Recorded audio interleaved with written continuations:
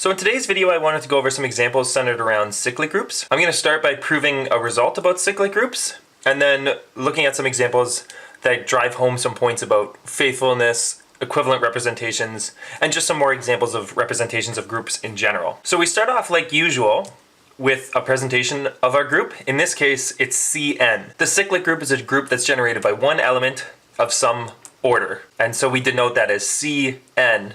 N is the order of the group, but also the order of our generator of that group. So suppose we have some matrix and a map from our group over to the complex matrices. And then we have that our map takes in a group element, right? All elements in a cyclic group can be written as a power of the generator. And it just spits out our matrix capital A to whatever that power is. And here we're having R going from 0 to n minus 1, right? That's all of the group elements are of this form.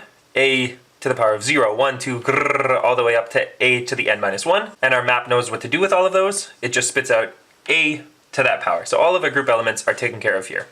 So the conjecture is that rho is a representation, right? A map of this form is a representation of G over the complex numbers if and only if this matrix to the power of n is equal to the identity matrix. So going in the direction from left to right, suppose that rho is the representation that we want. And then let's just look at the identity element. Well, the identity element can be written as a to the power of n. All elements of our group, the identity is certainly an element of the group, can be written as a power of a to some r. In this case, r is n. And we're just going to plug both sides into the map. So rho mapping a to the n and rho mapping the identity. Well, what do we get? Rho takes in a to the n, little a to the n, and just spits out big A to the n. And rho, right, we're assuming that it's a representation, which means it's certainly a homomorphism. And a homomorphism always maps the identity element.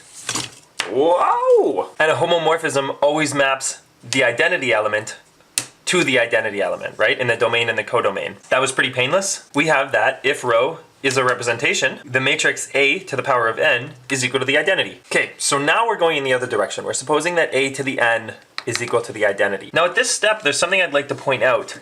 We are not saying that the order of capital A, this matrix, is n. We're just saying that A raised to the n, right, that's the order of our group, is equal to the identity. Let's say that n is 4. We have the cyclic group with 4 elements in it.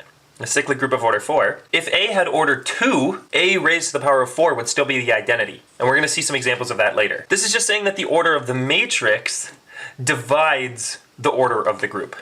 Again, right, the group could have 4 elements. A squared could be the identity. A to the 4 would still be the identity. That's all that we're saying here. But that's important because that guarantees us that rho mapping in little a to the I is going to be capital A to the I. Okay, so I realized during editing that I could have done a better job explaining this idea that we want the order of our matrix A to be divisible by the order of our element A. That's what I have written down here, right? So suppose K is the first power of A such that it equals the identity. And N is the first power of little a, our group element, such that A to the N is equal to E, right? We just need that K divides N. That was what I was saying. We don't need K and N to be exactly the same power. If that is, then that's great, and we have an isomorphism, right? We have a faithful representation, but all we need is that the order of the matrix, capital A, divides the order of our generator of the cyclic group, little a.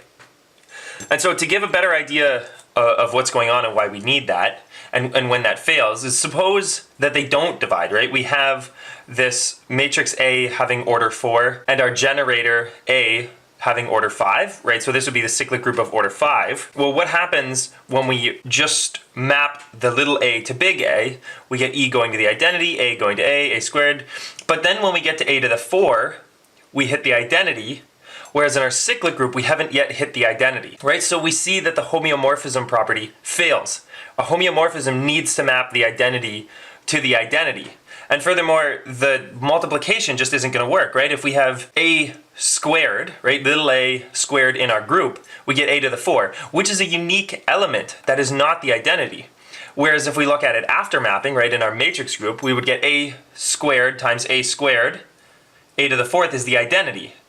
Right? So the algebra after mapping would not be the same as the algebra before mapping, and we would not have a homeomorphism. Whereas if we look at this example, the cyclic group of order 4, and we map our generator to some matrix whose order is 2, well, look at what happens down here. First off, we're going to have that every time we have the identity in our group, it gets mapped to the identity in our matrix group. But we're also going to have that the algebra is preserved, right? If we have a times a squared in our group before mapping, we're going to get a cubed. Well, what happens when we look down here? We're going to have a times the identity, which should give us a, and indeed it works out. This is a group theory result that I'm not going to get into. You can think of it as a math fact if you want. The proof that in general, for a cyclic group of order n, we simply need the matrix that we map to divide the order of the group. But this is always going to work out. This is just some of the intuition behind it, right? This is not a formal proof. I just want to give you a better understanding of what's going on and why we just need the order of our matrix to divide the order of our cyclic group. Okay, so back to the main video. Fuck it, I proved it. It really bothered me that I didn't immediately see why this result would hold. And it turns out it's mostly a number theoretic proof to prove this, and I hate number theory, but I was more annoyed that I couldn't see a proof than I hate number theory. I had more annoyance than hatred, and that's what fueled this proof. My background in number theory is pretty weak. If you find any holes in this, please let me know in the comments, but I think I found a good proof for this. So I just looked in general at two cyclic groups, right? We have one generated by A, our second group is generated by B, this guy is order N, this guy is order M. Suppose we have some map that goes from our first group to our second group that has the structure that we wanted from our earlier proof, right? It just takes the generator to the generator, they have the same power. Now, I'm saying if M divides N, that means that M is smaller than N, then we have a homomorphism between these two cyclic groups. The product before is equal to the product after. So I broke it down and looked at what was going on. And what you have is that when you look at the left-hand side of the homomorphism equation, we have that you add the powers in the first group. So you just add these two numbers and you mod out by n, right? That's the first group has n elements. If your first group has 6 elements and you add up to 8 in the power, well, that becomes 2. Right? So you mod by n, and then after you map, you get a group element in our second group, but it only has m elements, so you end up modding a second time. That's what's going on in this left-hand side of the equation. You mod by n, and then mod by m. Whereas on the right-hand side of the equation, we map first and then take our product, and so there's only one mod going on, right? You multiply these, which is just adding the power, but you have to modulo that by m. So the question really becomes, when are two numbers equivalent if you mod by n and then m, compared to just modding by m? So to simplify things, this power is just a number. So I'm saying let I plus j equal k. Ooh, this is the angriest proof I've ever given. Okay, so we have k mod n mod m, and we want that, right? That's what we need to be equal to k mod m. Okay, ignore this bit. This is actually redundant. I'm gonna switch to a different piece of paper. Should have been like that. Just pretend it was like that the whole time. Okay, now we have a bunch of different cases. Suppose that our number, right, the power k is less than m, less than n. Like, let's say that this is 3, this is 6, this is 2. Well, if we take 2 and mod it by 6, we still get 2. Mod it by 3, we still get 2. So there's no modding that happens. This is done. Case 1, k, our power, is less than m and n. Nothing happens. Easy. Okay, case 2 is saying that k is bigger than m, but less than n. On the left-hand side, we mod by n, nothing happens, then we mod by m. On the right-hand side, we just mod by m, so we're trivially gonna get the same result, right? We're just modding by m twice in this case, because modding by n does nothing. Simple. Now for the interesting case, right? K is greater than n and greater than m. Frig, I hate proof by cases. Okay, now we get to the sneak peek that you saw earlier. So k, if it's bigger than n, can be written as some integer, right? I have that down here. I wrote it backwards because I wasn't sure how many integers I was going to need to add to this list as I went. K can be written as some integer times n, and then the remainder. I used L for leftover. Fuck the system. Okay, and then here we have k is equal to beta times m plus some leftover, right? This is an integer times m, and then there's some leftover. This is where we use the fact that m divides n. So we have that n is equal to some number d times m, and d is an integer, right? Integer, integer, integer. Okay, so then we can take k and substitute this in for n. We have alpha times d times m plus whatever that leftover is after modding by n, right? This equation, we have it written like this because L1 is what you're gonna get left over, right? That's your result after you mod by n. Now if L1 is less than m, we can see from this equation here, if this is less than m, modding L1 by m won't do anything. Nothing will change, it'll stay the same. So if we take k and mod by m, we're going to get L1 in the case where L1 is less than m. And if that's the case, then we're going to have that, looking up here, modding by m, we're also going to get L2. So we have to have that L1 is equal to L2, right? Modding by n leaves us over with L1, and modding by m changes nothing. All right, so finally, the last case, the last branch of this tree, is if L1, what we get by modding by n, is greater than m, that means that L1 is equal to gamma times m, where gamma is some integer, right? So if L1 is greater than m, we can pull out some amount of m, and then we're going to have some remainder. But if that's the case, then we can write k as alpha times dm plus however many m's we can pull out of L1 plus some left over 3, right? So we mod by n, this goes away, we mod by m, this goes away, we have L3, right? We can factor it like this. We found that modding by n and then modding by m will leave us with L3, and we found that we'll get the same result if we mod by n and then mod by m as if we had have just modded by m, right? Because n is divisible by m, we can do this factoring trick, and when we mod by m, we're gonna get the same result, right? We are gonna have to have that beta is equal to alpha times d plus gamma. So we have indeed proven that if you take a number and mod by n and then mod by m, it's going to be equal to modding by m as long as m divides n, and we're gonna drive it home with one final example. Oh, I got so mad I ripped the paper. Okay, let's look at the example of the number 7, and we're gonna mod it by 4, and then we're gonna mod that by 2, right? So that is just gonna be equivalent to 3 mod 2, which is gonna be equivalent to 1, right? What we did is we said 7 is equal to 1 times 4 plus 3, but that's just equal to 1 times 2 times 2 plus 3, but that's 1 times 2 times 2 plus 2 plus 1 times 2 plus 1, right? So if we had it just modded by 2, we would have gotten 3 times 2 plus 1, so 7 mod 2 is equal to 1. Maybe this example was less confusing, but here is the trick, right? We pull out all of our first modulo factors, and then the leftover, the remainder, can be split up into the second modulo, and we're gonna end up having the same answer as long as the second modulo divides the first modulo. I don't know if that helped at all. Anyway, I proved the thing. We can go back to the nice original comm video now. So from there, it's pretty straightforward. We just map some group element, right? Any group element, we can split up the powers like this, because it's a cyclic group, it's straightforward. So this, maybe I could have written, this is just some element in the group. Using our group operations, we move over here. And this is the step where we need the a to the n being equal to the identity, right? This, up until here, we were just using group operations from G. Now, we're actually mapping and getting a matrix on the other side. Then with our matrix product rules, we know we can split this guy up like this, but then we're done because rho of a to the I is big A to the I, rho of a to the j is big A to the j, but that tells us that we have a homomorphism, right? So then we have found that rho is a representation of a cyclic group over C of order n if and only if a to the n is equal to the identity when we're working with a map like this. So now I'm gonna look at a couple of examples to drive this point home and to talk about what I was mentioning where the order of the matrix A does not have to be the same as the order of our group with the little a's.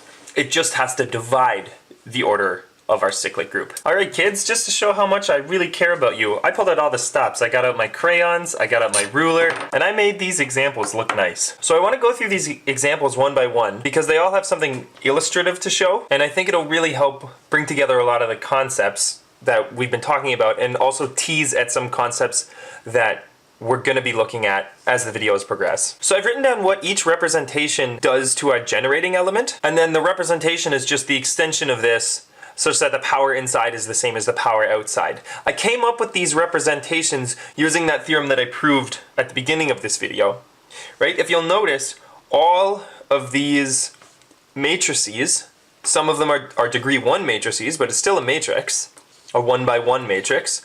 All of these matrices, when you raise them to the 8th power, will give you the identity. Some of them, many of them, get to the identity beforehand. I mean, This one just starts off at the identity. This is just the number 1. But all of them, when raised to the 8th power, give us the identity, so I know that they're going to be a representation because of the theorem that we just proved. I color-coded every time the identity shows up in yellow. We'll see more as they go on. But this is what we call the trivial representation. And just to convince you that it really is a representation, and that you can do this for any group, and get a representation of any degree that you want, consider a map that takes in some group element and spits out the n by n identity matrix. Well, if we look at 2 elements inside that group, G times H, they're going to get mapped to the identity. But the identity is just the identity times itself. We can do that. But we know that each group element gets mapped to the identity. So this is just row of G and this is just row of H. Trivially, right? That's why we call it the trivial representation. So we have that this is indeed a homomorphism. And the trivial representation is actually just, And the trivial representation is actually just the trivial homomorphism, which you'll remember from your group theory class, plus the fact that your homomorphism is going from your group to GLNF, right? It's spitting out a matrix. So trivial homomorphism plus a map that spits out matrices gives us the trivial representation. And that's what I have as my first example. So here we have the trivial representation of degree 1. This could have been a 2 by 2 matrix, 3 by 3, n by n, it doesn't matter. Definitely a representation, not very interesting, but useful as a counterexample. So the next representation that I have is a matrix that's similar to the identity, but this guy down here is a -1. And when you square this matrix, you get back to the identity. So this matrix has order 2. 2 definitely divides 8, so we're good. This matrix to the power of 8 does indeed give us the identity, but the identity shows up a couple other times. That tells us that this representation is not faithful, right? A representation is faithful if and only if it is injective, and injective guarantees that the only group element that gets mapped to the identity is the identity, right? Here the identity does get mapped to the identity, but a squared gets mapped to the identity, a to the 4 gets mapped to the identity, a to the 6 gets mapped to the identity. So it's a representation, but it's not faithful. The next representation is another degree 1 representation, but this time I'm taking A and mapping it to I. And so we have here that this is not a faithful representation. It is going to be a representation, right? Because I to the power of 4 gives us the identity, and 4 divides 8. So again, by our theorem, we know that this is a representation of C8. But again, it is not a faithful representation of C8. In a sense, we have half of the information of the group. So our next representation maps the generating element to this particular matrix, which has order 2, right? When you square it, you get back to the identity. And if you look at our second representation, notice that we get the identity, our matrix, the identity, our matrix, back and forth alternating. Same thing with the second representation. The fourth and the second representation have the same structure, which is obvious when we write it out in a table like this. The first thing that's obvious here is that neither of these are faithful representations, but they are equivalent representations. There exists some matrix T that is invertible, in particular this T, such that row 2 of A is equal to row 4 of A. And it'll be true for any power of A, but what we really care about is the generating elements. If we know about how the generators get mapped, we know about the rest of the group, and for the cyclic group, there's just the one generator. There exists this T and T inverse, such that when we take T inverse row 2, and then T, we get row 4, so that shows that row 2 and row 4 are equivalent. How did I find T? Unfortunately, trial and error. But nevertheless, it can be shown that row 2 and row 4 are equivalent. A lot of representation theory comes down to trial and error, unfortunately. Writing out tables like these can give us a lot of clues and hints as to when representations are going to be equivalent or faithful or any of these properties that we're interested in. So next we have this representation. And you might wonder what the hell is going on here, right? I'm taking in A, our generator, and spitting out 1 over the square root of 2 times 1 plus I. How the hell did I come up with that? But before I get into that, notice that it is faithful, right? The identity is the only element that gets mapped to the identity. This guy, if its power divides 8, which if you trust me for a couple more seconds, it does. It turns out that the power of this is actually 8, which certainly divides 8, so it's a representation of C8. But how did I come up with this? That number is actually the 8th root of unity. I looked at this equation, I looked at complex numbers that satisfy this equation, right? The complex number to the 8th power is equal to 1. Well, if you think of the complex plane, all of the solutions to this equation are going to be these 8 complex numbers that are a subset of a circle of radius 1. So I just took the first root, the first solution to this equation, and used that as my generator. As a matter of fact, If we look at our third representation, I'm actually just using the numbers that satisfy z to the 4 equal 1, which are the solutions I,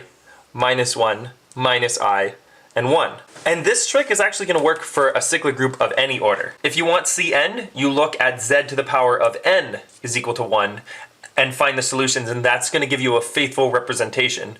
I'll probably end up proving that in a later video. That is how I came up with this construction, right? I'm looking for matrices whose order divide 8, and if I wanted a representation that's faithful, I need matrices that have order 8. Well, I'm kind of lazy, so I want a degree 1 representation, and if I try and do that with purely the reals, that's not going to work, right? You'll get 1 minus 1, 1 minus 1, which is actually my next representation, but to find a faithful one, we just look at the complex solutions to this equation. And so that leads us nicely to the last example. I just mapped a to minus 1. Now, if you look at this representation, you might think that there's something going on with row 2, row 4, and row 6, right? Rep 2, rep 4, rep 6, right? We showed that row 2 and row 4 are equivalent. Perhaps row 6 is equivalent to row 2 and row 4? Well, not exactly. Remember, under our definition of equivalence, there needs to exist an invertible matrix such that you can change the basis from one representation to another. But this is a degree 1 representation, and these are degree 2 representations.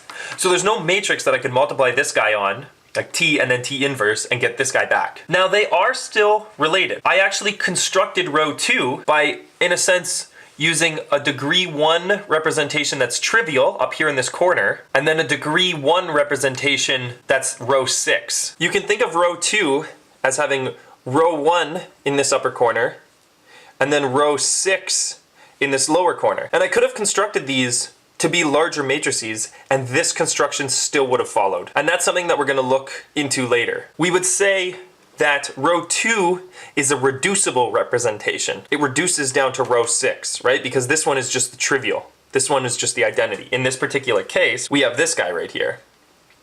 So that's looking ahead at some properties we're going to explore in the future. But for now, that's everything that I wanted to talk about with these examples. Hopefully that gave you some better ideas about how representations work, how we can construct them from presentations, gave you better ideas about equivalent representations and faithful representations, and got you thinking ahead at this notion of reducible representations. When do we have too much information? When can we reduce the amount of baggage that we're carrying around? And how is that going to affect vector spaces that these matrices could act on? And that's actually the topic of the next video. A lot of the power of representation theory is having these matrices, right? They're linear operators on a vector space. This is a one-dimensional vector space. These act on a two-dimensional vector space. We can look at what changes in the vector space and what stays the same in the vector space as we let our representations act on it.